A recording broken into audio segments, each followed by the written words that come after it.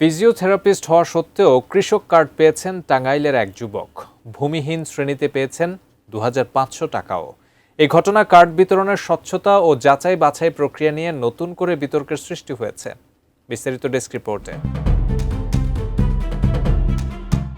পরনে লুঙ্গি, গলায় গামছার, মাথায় মাথাল পড়ে কৃষক হিসেবে গত ১৪ এপ্রিল এভাবে মাননীয় প্রধানমন্ত্রী তারেক রহমানের হাত থেকে কৃষক কার্ড নেন মোহাম্মদ রোমান মণ্ডল।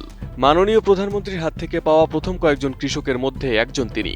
তবে এই কার্ড কৃষকদের জন্য বরাদ্দ থাকলেও খোঁজ নিয়ে জানা যায় রোমান মূলত একজন ডিপ্লোমা ফিজিওথেরাপি টেকনোলজিস্ট। খোঁজ নিয়ে জানা গেছে সদর উপজেলার ঘারিন্দা ইউনিয়নের তারুটিয়া এলাকার কৃষক পরিবারের সন্তান রোমান।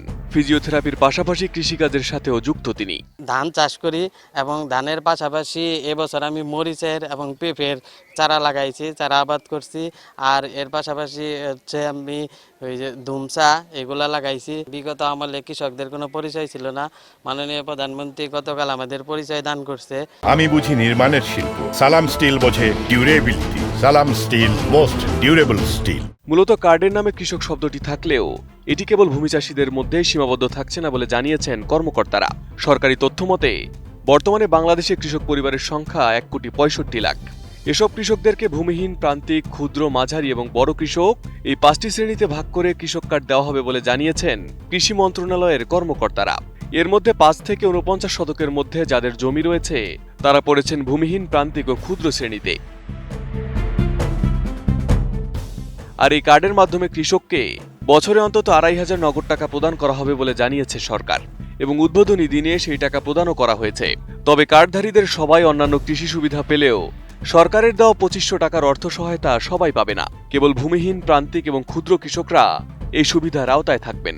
তবে রোমানের চাষাবাদ জমি থাকা সত্ত্বেও ভূমিহীন ও প্রান্তিক কৃষকের শ্রেণীতে ২৫০০ টাকা পেয়েছেন। আমার মানে হচ্ছে বর্গানিয়ার জমি আছে ৫০%, সেই হিসাবে। আর আমার বাবার কিছু জমি আছে, সেগুলো আমার বাবা কৃষিকাজ করে নাই, আমি করছি। প্রণোদনা হিসাবে আমরা ২৫০০ টাকা পেয়েছি। এদিকে এই খবরে কার্ড বিতরণ প্রক্রিয়া নিয়ে নতুন বিতর্কের জন্ম দিয়েছে।